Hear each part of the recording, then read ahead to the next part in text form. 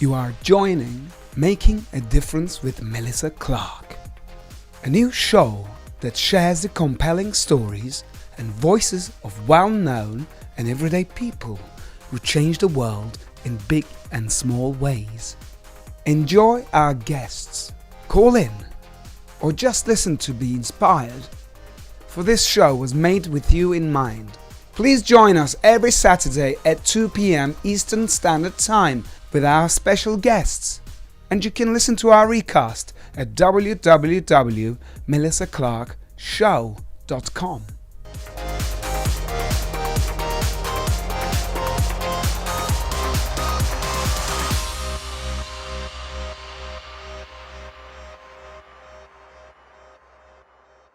Hi, thank you so much for tuning in to Making a Difference. I'm Melissa Billy Clark. We are so excited because today we have a giveaway. I'm sitting here with Karen Dubin. She is the founder and CEO of Sniffapalooza.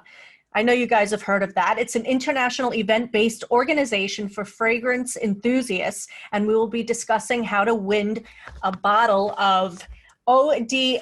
How am I saying this, Karen? You say it good. You're the... Okay. It's Eau d'Italie, water of Italy. Water of Italy. Okay, it's Eau d'Italie, and this smells divine. So, Karen, please tell us the history behind this fantastic perfume. Well, it's a really interesting brand. It all starts back in 1951, where four siblings of the Cersali family, which was a noble family in Italy, in Positano, the Amalfi Coast. They had the family villa, and they decided to open it up as a hotel. Mm-hmm. And it was a great success, cut right into the side of the rocks of Positano. If you've ever been to Positano, I don't know if you've ever been there. Never. Amazing. Beautiful. Cut into the side of a mountain. You've seen it in movies. You've seen the photographs. Unbelievable. They turned it into they opened up their doors. They wanted to share the beauty. So 50 years later, to celebrate the 50th anniversary, they wanted to do something special. And the granddaughter of one of the founders, Mm-hmm. Marina Cersali, and her husband, Sebastian, they decided to create a fragrance to commemorate the 50 years that the Serenus, which is the hotel, the Serenus Positano, was in existence. But guess what happened? World Trade Center, 2001. Yes. All that horrible stuff happened, and it wasn't a good time to celebrate. Right. So they put it off for a little bit, and in 2004, they worked with a perfumer, Bertrand Duchaufour, wonderful perfumer who's worked on many fragrances across the world. Bertrand really had a feel for the territory. He used elements from the area, plants and flowers and ingredients, and he created the first fragrance. It was called Eau d'Italie, like the name of the brand. Right.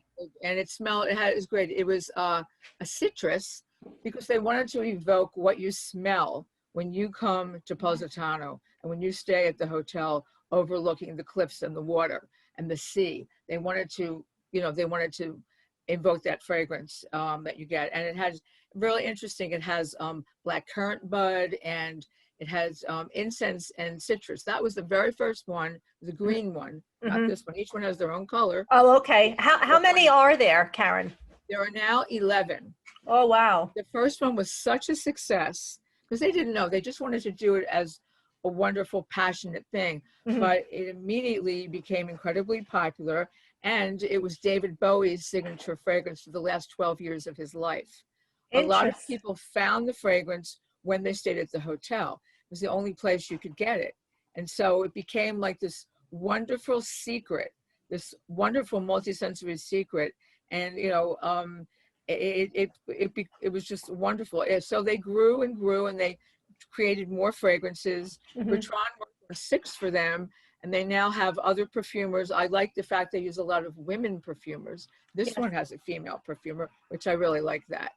I think it's great, this one is their newest one, Jasmine leather, and it is exactly a combination of what it says. It harks back to the Renaissance, Mm-hmm. when the art of perfuming leather was born. Mm-hmm.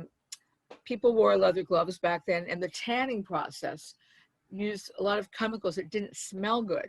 So an ingenious perfumer came up with the idea to scent the leather with jasmine. And that started a whole craze. That was a huge fashion craze that has never left. And not only did it cover the unpleasant chemicals, but it was almost like a status. A lot of the upper class ladies who had their gloves scented, and a whole profession was born. Wow. Parfumer et gantier, perfumer and glove maker. It was a whole business of scenting the gloves. So this one, which I am marinating in every day now, I kind of fell in love with it. I love a lot of them. And, you know, this is a really unique line in that they keep the distribution very selective. It's not found in a lot of places across the world. Can you describe this smell, Karen? It's yes. really... Okay, so jasmine leather. So I'm going to read the notes to you because Thank you. Yeah. So this has saffron, and right now saffron, it's a spice. It's kind of a golden bright spice, as we might know saffron. Saffron's having a real moment in fragrance right now. Really? All the spices, yes, saffron is having a huge moment. Cumin, saffron, nutmeg, they're shining right now. So this has a wonderful mix of elemi, which is a flower, saffron, jasmine, of course. Yes. Two different kinds, a night blooming jasmine as well as a more subtle jasmine, leather, patchouli, and I know you love patchouli. So good. Everybody loves patchouli, and so cedar wood. So it's really interesting. It's almost like, and I've been wearing it all day. I marinated. Me too. I love it. It's so good. It's a beautiful mix because you get the jasmine, but the leather kind of softens it. So it's not like a sharp floral. In fact, when you smell it, you can't even pick out the notes. And that is what a perfumer once told me. The way you can tell a beautifully composed fragrance is you can't really pick out any individual note and say, oh, that's vanilla, or oh, you know, that's rose. He says when they work together in harmony, that is a well-composed fragrance. And you know from smelling it, you get something spicy, you get something sweet, you get something floral, but you can't pick it out. They all work really well together. It just launched, so you're getting a real scoop here. I have to tell you, you're getting a scoop on this. It just launched. It immediately went into Oprah magazine. She fell in love with it and did a big feature on it, which was great for the brand. It's in very few places. You can get it only at Neiman. It's some Neiman Marcus's. It's going to be going into Bergdorf Goodman in February. They keep it selective, not for any other reason other than that. It's a business, but it's really more about the family and just sharing the beautiful fragrance, the fragrance they made, sharing the passion of the area and the hotel. Can we tell how much it retails for? Yes, it retails for $170, which these days I think is a pretty nice price, because we've seen fragrances go way up into the 500s if you follow the fragrance industry. But they're not in it to make a buck. They're in it just to say, this is our art. We love it. We hope you love it too. We want to share it with you. If you can't get to Positano right now, none of us can. Yeah. You can get the feeling of the ocean spray, the air, the jasmine at night, the soft leather of the cushions at this hotel. This hotel is it's an incredible place. It's got a spa too. I'm hoping to go next year. Wow. I'm looking forward to going there as well. Yeah, it's really about, you and I were having a conversation about armchair travel. Like right now, it's very hard to travel. So that's one of the great things about fragrance, is it can take you to places that maybe you've heard of or imagined, or maybe it's just in your mind. Like I've never been to Cyprus, but if I smell a fragrance with Cyprus lemon in it, you know, and bergamot from Italy, I can sort of feel like I'm getting a piece of that. And that's what I love about fragrance. It transports you. Absolutely. So throughout time, how has fragrance made the difference in the way that we live? What a great question. You know, fragrance since the beginning of time has been used as a tool of seduction. I mean, we can go way back into history. You may have heard about Cleopatra.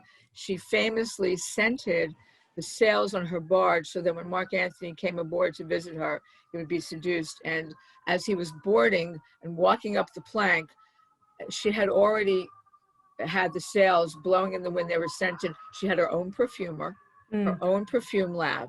She was Wow. a heavy user of perfume. She used to bathe in rose petals and milk. She felt it softened her skin. She was not only a general of an army, but she was almost a chemist. She and her perfumer worked together. Sent her to sales. Mark Anthony walked aboard. He didn't leave for 3 days, and he was besotted. And it started with the fragrance.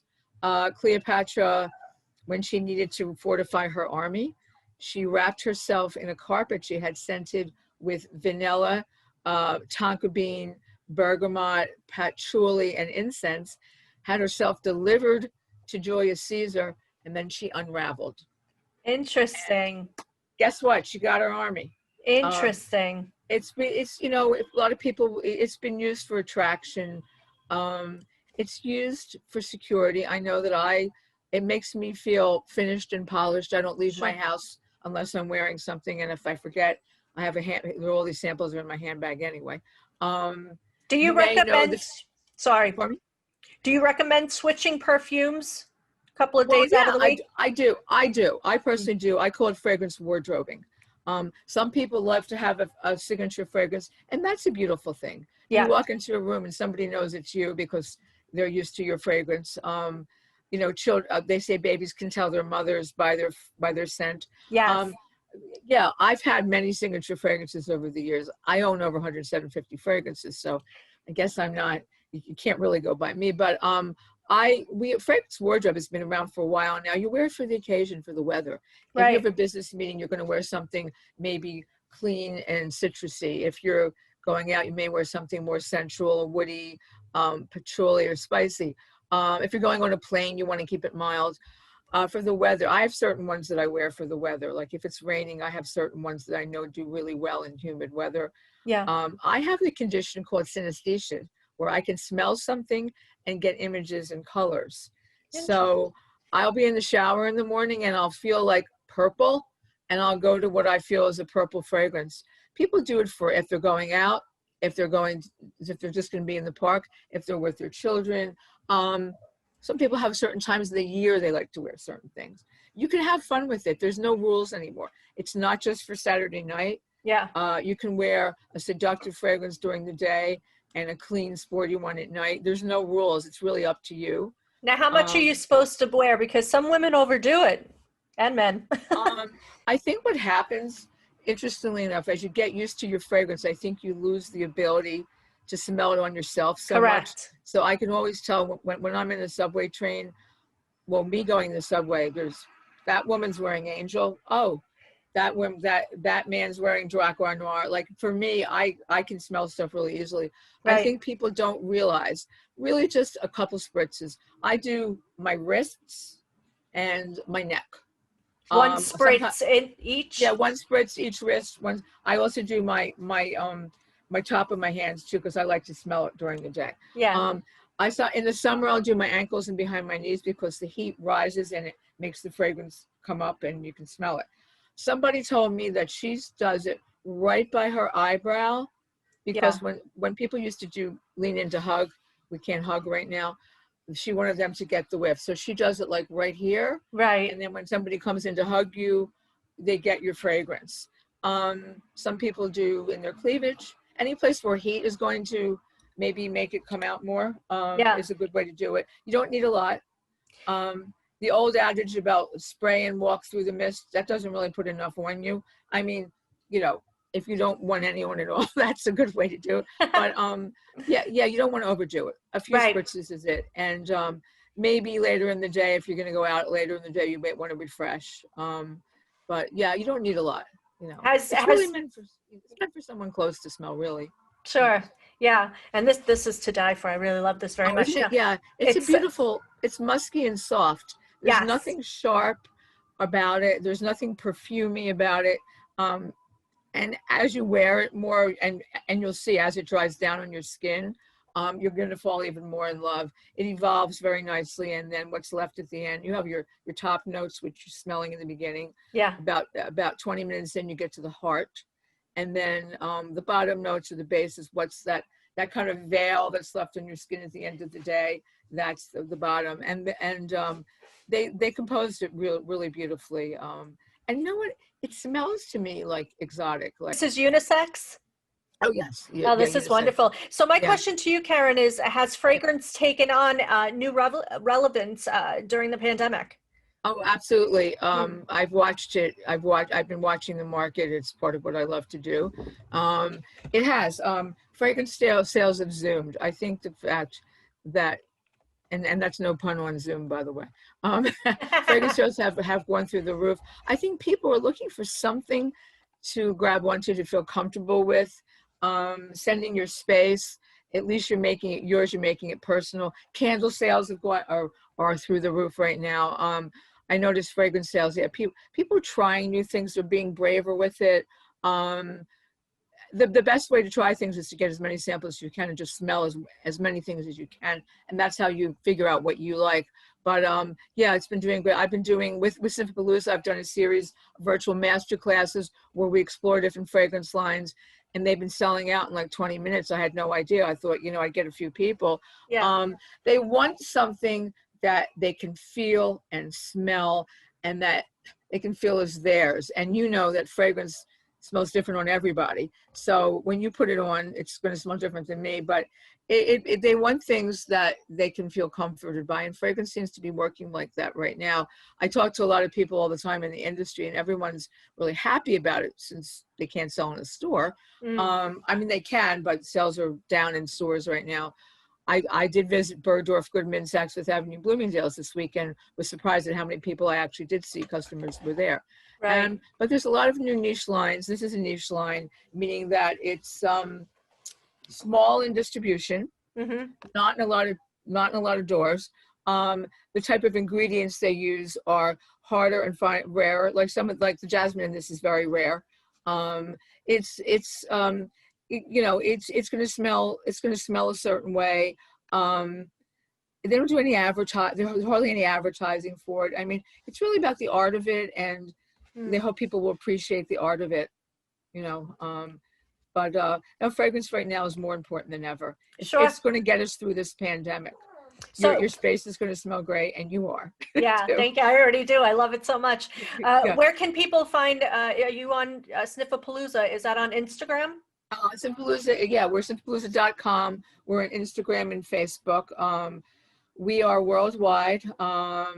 Yeah, I started it in 2002 because when I love fragrance since I'm 4 years old, and I wanted to meet other people who appreciate it as much as I did. And I was amazed to find that there are a lot of people out there that love it. They love to talk about it. They love to discover new things. We really celebrate fragrance as an art. Perfumers are artists to us. It's been it's a lot of fun. Yeah. I created a place for fragrance lovers to go. A lot of friendships have happened. I've had 2 weddings and a baby come out of Sniffapalooza, which is nice. It's a so lot of friendships. The fragrance industry loves us because we appreciate what they do, and we love everything about it. We're interested in the perfumers, first idea on the back of a cocktail napkin to the finished product on the shelf. Yeah. The whole process So of making fragrance.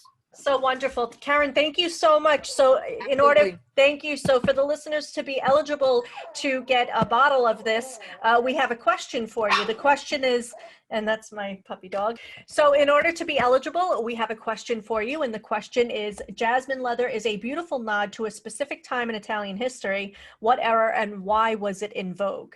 So please head over to Beauty Habit. That's at Beauty Habit on Instagram and Facebook, and go over to our Making a Difference on Instagram and the Melissa Billy Clark Show on Facebook and answer the question. And the hashtags is right on the bottom here.